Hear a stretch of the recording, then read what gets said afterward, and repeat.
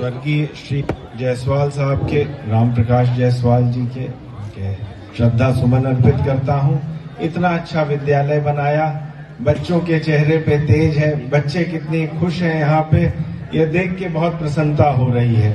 किसी भी विद्यालय का मेरे लिए मापदंड यही है, वहाँ के बच्चे खुश होने चाहिए, खुशी खुशी स्कूल आना चाहिए, माँ बाप को स्कूल भेजने की चिंता ना हो, जबरदस्ती ना करनी पड़े, बच्चे खुशी खुशी आए। मुझे सबसे अच्छा स्कूल वही लगता है और यहाँ बच्चे कितने खुश बैठे हुए हैं, मैं देख के बहुत प्रसन्न हूँ। अभी मैं बात कर रहा था प्रबंधक महोदय से, मैंने पूछा यहाँ पे कितने कंप्यूटर्स हैं, खेल की क्या व्यवस्था है। उन्होंने कहा बहुत अच्छी व्यवस्था है लेकिन कुछ और आवश्यकताएं भी हैं। तो अपना उद्बोधन शुरू करने से पहले मैं ये कहता हूँ, इस विद्यालय को मैं 5 लाख रुपए दूंगा कंप्यूटर्स के लिए और खेल के और संसाधनों को इंप्रूव करने के लिए।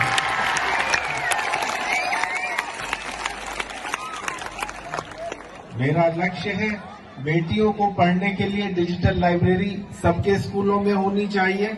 बेटियों को जो भी शिक्षा के संसाधन चाहिए, जो भी स्टडी मटेरियल चाहिए, उनके क्लिक ऑफ द माउस पे होना चाहिए। कंप्यूटर से तुरंत देख लें, जो किताब चाहिए सब उपलब्ध होनी चाहिए। इन संबंध में, इस संदर्भ में इस स्कूल को भी मैं डिजिटल लाइब्रेरी उपलब्ध कराऊंगा। खेल के लिए बहुत अच्छा बच्चों ने प्रदर्शन किया है, बहुत अच्छा पुरस्कार जीता है। एक बेटा तो राज्य स्तर पर क्रिकेट में भी सिलेक्ट हुआ है। मैंने उसको कल अपने बंगले पे बुलाया है, उसको मैं क्रिकेट की किट दूंगा और बाकी सब बच्चों से भी यही आह्वान करूंगा, ज्यादा से ज्यादा आप लोग खेलिए और हम आपके साथ हैं। जो भी संसाधनों की जरूरत होगी वो हम आपको उपलब्ध कराएंगे। आप मंथरा का, हमारे सरोजनी नगर का, हमारे लखनऊ का, प्रदेश का, देश का नाम रोशन कीजिए, यही हमारी आपसे अपेक्षा है, यही हमारी आपसे आकांक्षा है। शिक्षा सबसे महत्वपूर्ण है, शिक्षा सबसे महत्वपूर्ण है। हम लोग भी इसी उम्र से गुजर चुके हैं, जिस उम्र में आप लोग हैं उस समय हम लोग को इसका महत्व नहीं समझ में आता, समय का महत्व नहीं समझ में आता। समय और शिक्षा दोनों बहुत महत्वपूर्ण है। शिक्षा के कारण यदि आप अच्छी शिक्षा ग्रहण करेंगे, आपके पास इतना अच्छा स्कूल है, संसाधन उपलब्ध है, सारी असमानता मिट जाएगी। चाहे वो रूरल और अर्बन, शहरी और ग्रामीण की असमानता हो, चाहे गरीबी या अमीरी की असमानता हो, चाहे एक लैंगिक असमानता हो, बेटी और बेटे के बीच की असमानता हो, चाहे फिजिकली डिसेबल्ड की समानता हो, सारी असमानताओं को यदि कोई चीज मिटाती है तो वो शिक्षा है।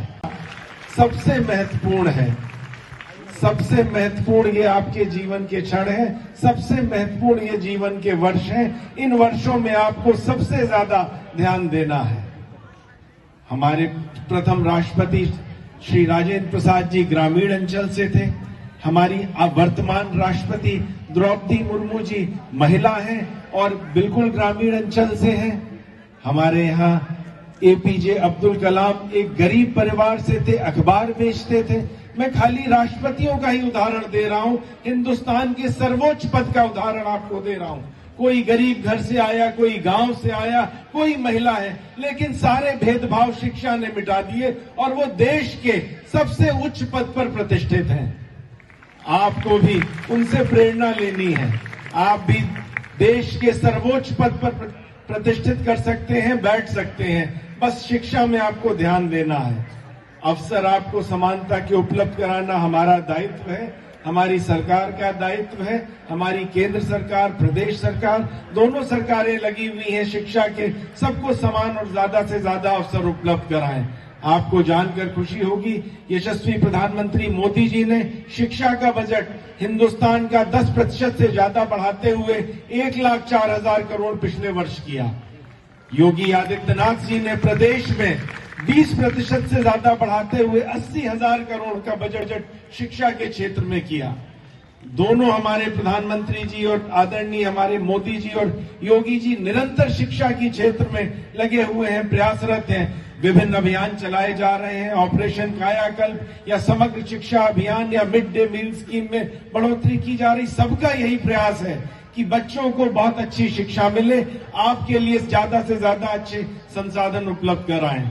हम भी इसीलिए प्रतिबद्ध हैं। सरोजनी नगर के हर बच्चों के स्कूल में, हर बेटियों के डिग्री कॉलेजेस में मैं डिजिटल लाइब्रेरी उपलब्ध करा रहा हूं। योगी आदित्यनाथ जी ने कहा हर विधायक को एक स्कूल गोद लेना चाहिए। मैंने 3 स्कूल गोद लिए हैं, अमौसी का स्कूल, पहाड़पुर का स्कूल, लतीफ नगर का स्कूल और पहाड़पुर का प्राथमिक विद्यालय। मैं आपको बताना चाहूंगा 15 दिन से 1 महीने बाद वो उत्तर प्रदेश का नंबर 1 प्राथमिक विद्यालय होगा। इतने संसाधन उसको मैं उपलब्ध कराऊंगा। ग्रामीण में हिंदुस्तान बसता है। आप सबकी शक्ति देश को आगे लेके जाएगी। 20 साल बाद, 10 साल बाद आज से आप ही को अगले 40 वर्ष तक देश का नेतृत्व करना रहेगा। हिंदुस्तान एक युवा देश है। आप लोग ही हिंदुस्तान का भविष्य हैं। आप लोगों को देश को आगे लेके जाना है। आपको बहुत मेहनत करनी है। आपके कंधों पर हम लोग से ज्यादा भार है। पहले कंपटीशन हम लोग के टाइम में खाली एक जिले स्तर पर या राज्य स्तर पर या राष्ट्र के स्तर पर बहुत मुश्किल से होता था, लेकिन आज आपका कंपटीशन विश्व स्तर पर होना है। हर चीज आपके लिए विश्व स्तर की है। ग्लोबली आपको compete करना है, इसलिए आपको बहुत मेहनत करनी है और आपको बहुत परिश्रम करना है। डिवोशन, डेडिकेशन, डिसिप्लिन, डिटर्मिनेशन, सारी चीजों की आपको आवश्यकता है। आपको कुछ व्यसनों से भी दूर रहना है। कंप्यूटर्स बहुत इंपॉर्टेंट है, डिजिटल लिटरेसी बहुत इंपॉर्टेंट है। अगली जो डिवाइड आएगी वो डिजिटली लिटरेट और डिजिटली इलिटरेट के बीच में आएगी, वो शिक्षित और अशिक्षित में नहीं रहेगी। इसलिए कंप्यूटर एजुकेशन बहुत इंपॉर्टेंट है। बहुत गंभीरता से कंप्यूटर एजुकेशन को आप लोग ग्रहण करें। आने वाले 10 वर्षों बाद जो ऑफिसेज होंगे, जो अभी से होने लगे हैं कि पेपरलेस ऑफिसेज हैं, सारे ऑफिसेज कंप्यूटर पर चल रहे हैं, सारी मीटिंगें जूम पे हो रही हैं, सारे कागज जो है वो क्लाउड कंप्यूटिंग पे स्टोर्ड है, क्लाउड स्टोरेज में स्टोर्ड है। आपको जरूर इसको ग्रहण करना है और इसीलिए मैं भी प्रयासरत हूं ज्यादा से ज्यादा स्कूलों में डिजिटल लाइब्रेरी, कंप्यूटर्स, कंप्यूटर के टीचर्स और शिक्षक, उनकी भी ट्रेनिंग हो और हर स्कूल में शिक्षक उपलब्ध हो। ये हमारा देश जब आजाद हुआ था, आपको मालूम है शिक्षा का स्तर क्या था? कितने प्रतिशत लोग शिक्षित थे? मात्र 20% लोग शिक्षित थे। आज 75% के करीब हिंदुस्तान की शिक्षित लिटरेट आबादी है। इसको बढ़ा के हमें 100% करने का लक्ष्य है। इस लक्ष्य में सबको सहयोग करना है। आप लोगों को भी सहयोग करना है। आपके सामने 2-3 बहुत महत्वपूर्ण चैलेंजेस हैं, वो मैं हर स्कूल में जाता हूं, बच्चों को जरूर जागरूक करता हूं। वातावरण, एनवायरनमेंट हमारे लिए बहुत इंपॉर्टेंट है। एनवायरनमेंट बहुत पोल्यूटेड होता जा रहा है। आप लोग जागरूक हैं, आप लोग सब अच्छे स्कूल में पढ़ रहे हैं। हर बच्चे को प्रयास करना चाहिए, वातावरण को हमें बचाना है। कैसे बचाना है? बिजली का खर्च, बिजली हमको बचानी है। हमको फालतू में छोटे छोटे कदम, बहुत छोटे छोटे कदम बहुत महत्वपूर्ण है। आप बिजली के पंखे को, बिजली के बल्ब को चलता ना छोड़िए। प्लास्टिक की एक बोतल, आपको अंदाजा है अगर आप खेत में फेंक देते हैं कितने वर्ष तक रहती है? 30 से 40 वर्ष तक एक फेंकी हुई प्लास्टिक की बोतल डिस्पोज नहीं होती। धरती को, वो धरती जिसको हम मां कहते हैं, कितना खराब करती है। वातावरण की ये स्थिति है। आज अगर आप अभी जाके गूगल करिएगा, इसको जरूर देखिएगा कि हम कोड रेड, हम आज बहुत ही गंभीर स्थिति में हैं। 2.5 मिलीमीटर समुद्र का लेवल हर वर्ष बढ़ रहा है। इसी हिसाब से बढ़ता रहा 2050 तक 50 सेंटीमीटर बढ़ जाएगा। सुंदरबन का नाम आपने सुना होगा, सुंदरबन टाइप डेल्टा सब डूब चुके होंगे। गर्मी की क्या स्थिति है? हर 20 वर्ष में 1.5 डिग्री तापमान बढ़ रहा है। यह सदी के अंत तक 4 डिग्री तापमान बढ़ चुका होगा यदि हमने वातावरण को नहीं कंट्रोल किया। सब लोगों से अनुरोध है, हर बच्चों से, अपने माता पिता से भी कहें, वृक्षारोपण ज्यादा से ज्यादा करना है। हमें ज्यादा से ज्यादा वृक्षारोपण करना है। हर बच्चे को संकल्प लेना चाहिए कि हमारा परिवार एक एक पेड़ लगाएगा, उस पेड़ को बचाएगा। ये आपके लिए है, ये आपके भविष्य के लिए है। अभी अमेरिका की एक यूनिवर्सिटी, शिकागो यूनिवर्सिटी ने रिसर्च करी और कहा कि दिल्ली में रहने वाले पोल्यूशन के कारण 5 साल से ज्यादा अपनी आयु खो रहे हैं। उनकी 5 वर्ष से ज्यादा पोल्यूशन के कारण आयु कम हो गई है। कितना दुर्भाग्यपूर्ण है, कितना दुखद है, कितना दयनीय है। हमें ये स्थिति आने नहीं देनी है। ये स्थिति को हमें बेहतर करना है और हमें वातावरण को नियंत्रित करना है। दूसरा मैं देख रहा हूं युवाओं में एक फैशन आ गया है नशे की तरफ। ये बहुत खराब है। इसको आप लोगों को कंट्रोल करना है, आपस में एक दूसरे को जागरूक करना है, जागृत करना है। हिंदुस्तान में प्रतिवर्ष खाली हिंदुस्तान में आप लें तो 2.5 लाख से 3 लाख लोग खाली शराब पीने से उनकी मृत्यु हो रही और लगभग 7 लाख लोग खाली सिगरेट की स्मोकिंग से उनकी प्रतिवर्ष डेथ हो रही है। तबीयत कितने लोगों की खराब रहती है, गंभीर बीमारियां कितनों की है, वो संख्या तो लाखों में है। इस चीज को आपको गंभीरता से समझना होगा। यदि कोई आपके दोस्त, यदि आपको पता चलता है कहीं पे भी नशे का व्यापार हो रहा है, उसको जरूर बताइए, हमको बताइए, प्रिंसिपल साहब को बताइए, टीचर्स को बताइए, पुलिस को बताइए। इसको रोकना है, ये आपके भविष्य के लिए है, ये आपके भविष्य के लिए सबसे महत्वपूर्ण है।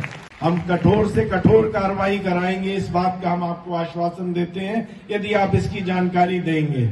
निरंतर पुलिस लगी हुई है, लेकिन जब तक सारे बच्चे संकल्प नहीं लेंगे तब तक ये चीज नहीं कम होगी। आपको सबको बताइए, आप मिलकर इसको बताएंगे, रोकेंगे नशे को कि नहीं रोकेंगे? बताएं। इसको सबको मिलकर रोकना है। ये आपको नहीं, आपके परिवार को भी खत्म करता है। माता पिता की क्या गत होती है जब वो बच्चे को बीमार देखते हैं। आपको इस चीज को रोकना है। देश कितनी मुश्किल से आजाद हुआ, इतिहास जरूर पढ़ना चाहिए। इतिहास की पढ़ाई हर बच्चे के लिए सबसे महत्वपूर्ण है।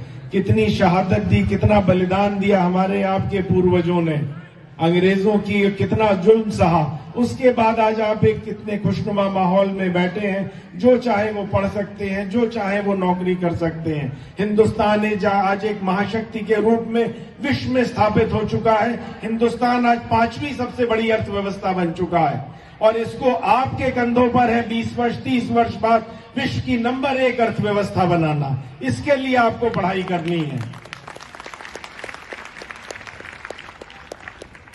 आपको कानून की पढ़ाई करनी है। अधिकार होने चाहिए आदमी के पास, अधिकार के लिए जागरूक होना चाहिए। जागरूक आदमी तब होता है जब वो कानून और संविधान की पढ़ाई करता है। आप हर बच्चों है इस बात को भी बहुत गंभीरता से लें कि आने वाले समय में कानून और संविधान की पढ़ाई जो पढ़ाई जा रहा है, संविधान को जरूर ध्यान से पढ़िए। संविधान हर व्यक्ति को शक्ति देता है। देश की सांस है संविधान, देश की आत्मा है संविधान। उसके ऊपर आपकी पकड़ बहुत मजबूत होनी चाहिए। जितना ज्यादा आप संविधान पढ़ेंगे उतना ज्यादा आप मजबूत होंगे, उतने ही आप सशक्त नागरिक होंगे। आप सबको संविधान पढ़ना चाहिए। सरोजनी नगर के लिए बहुत ढेर सारे कार्य जैसे बता रहे थे हमारे भाई शंकरी सिंह साहब, मैं लगातार कर रहा हूं और सब बच्चों का भी सहयोग चाहिए। युवाओं के लिए मैं एक केंद्र खोल रहा हूं जिसमें आपको जो भी आपको एग्जाम से संबंधित मटेरियल चाहिए, प्रदेश सरकार भी अभ्युदय योजना चलाकर उपलब्ध करा रही है। मैं भी उपलब्ध कराऊंगा कॉम्पिटिशन्स के लिए आपको जो स्टडी मटेरियल चाहिए, जो भी आपको एग्जाम्स के लिए, जो भी आपको अच्छे एडमिशन्स के लिए, इंटरमीडिएट के बाद जो भी आपको अवसर चाहिए वो अवसर मैं उपलब्ध कराऊंगा। मेरे ऑफिस में ही सेंटर फॉर एक्सीलेंस में खोल रहा हूं, आप लोग उसका भी जरूर उपयोग करिए आने वाले समय में।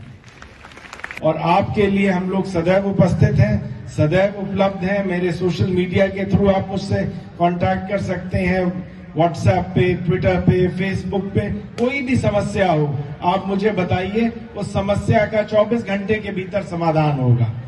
भारत माता की, भारत माता की, भारत माता की जय हिंद।